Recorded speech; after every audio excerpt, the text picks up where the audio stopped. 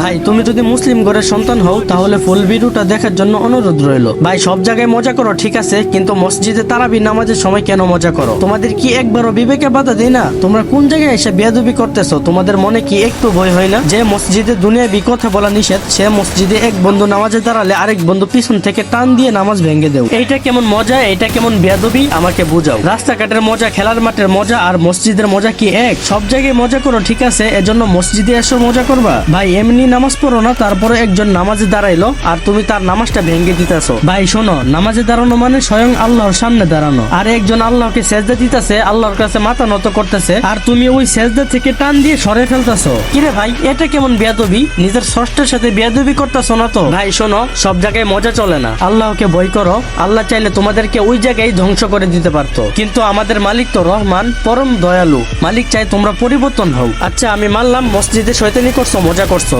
কিন্তু কিছু কিছু পোলাপান মসজিদে একজনের নামাজ আরেকজন নষ্ট করতেছে, আবার ওইগুলা ভিডিও করে ব্যাকগ্রাউন্ডে